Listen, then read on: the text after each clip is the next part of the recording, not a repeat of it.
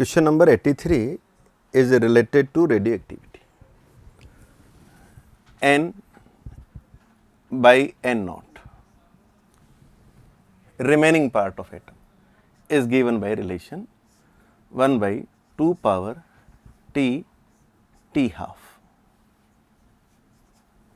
This is the relation which we should use to solve this problem. N by N naught is the remaining part. Here 2 by 3 part in the problem is decayed in time T2.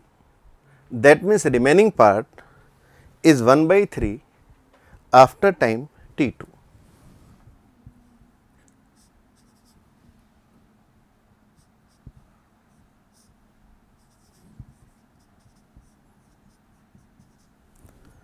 Then it is given that 1/3 part decays in time T1. That means remaining part is 2 by 3 after time T1.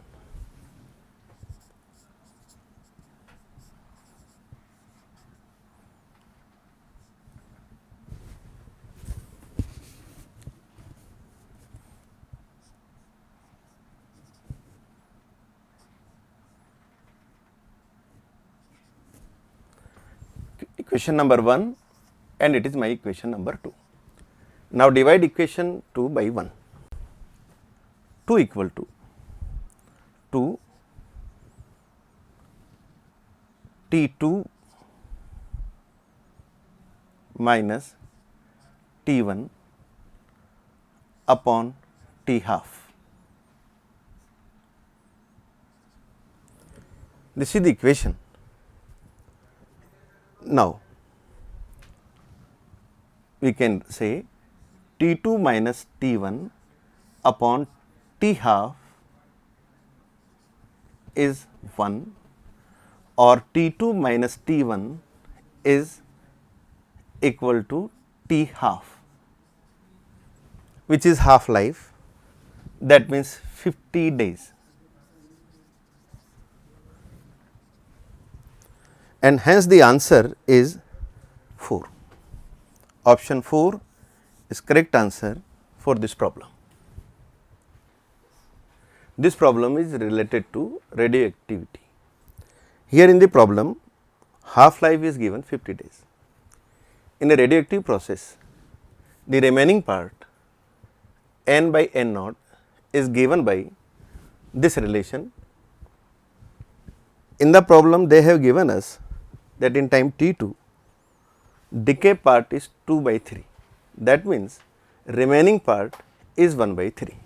That means I can write 1 by 3 equal to 1 upon 2 power T2 by half life. It is my equation number 1. Then it is given that 1/3 part decays in time T1. That means after time T1, remaining part will be 2 by 3, which is shown in the equation 2. 2 by 3 equal to 1 upon 2 power T1 by half life. Now divide equation 2 by equation number 1, we will get this relation which is indicating that T2 minus T1 upon half life is equal to 1, which is giving me T2 minus T1 equal to half life, which is 50 days, and hence the option 4 is the correct option. Question number 84 is related to ray optics. In this problem, they have given us a concave mirror having focal length 10 centimeter. That means its center of curvature will be at 20 centimeter. An object is given of length 10 centimeter. Its one end is at the center of curvature. It will form its image at the same place and of the same size. The other end of the rod is at 30. To get the position of image of this other end, we can use this equation for the mirror 1 by V plus 1 by u equal to 1 by f. Here given f equal to minus 10 centimeter, u equal to minus 30 centimeter. Put this value in this equation. A solution is given. It will give us v equal to minus 15. That means the other end will form image at this point. As it is at the half distance from the mirror, its size, this size will be half of this size, and length here, as this end is at 20 and this end is at 15, this length of the image is of 5 centimeter. That means option number 2 is correct answer for this problem. That means 5 centimeter is the length of the image.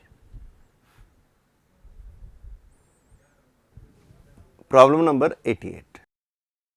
Question number 88, it is related to prism, it is related to minimum deviation. When prism is giving us minimum deviation, here angle R will be half of the prism angle. For this minimum deviation, if we take angle of incidence here IM, then IM is equal to A plus minimum deviation by 2. In the problem, minimum deviation is given equal to prism angle. That means put delta m equal to A, means the angle of incidence for which the deviation will be minimum will be equal to prism angle. Now, let us apply law of refraction. 1, the refractive index of air into angle of incidence, 1 sin Im equal to refractive index of prism material into R sin R, which is A by 2. So, 1 into sin A equal to mu sin A by 2. Sin A is 2 sin A by 2 cos A by 2, giving me mu equal to 2 cos A by 2. Here we can see that this Im will have minimum value 0 and maximum value A. That means, here when we are taking A equal to 90 degree,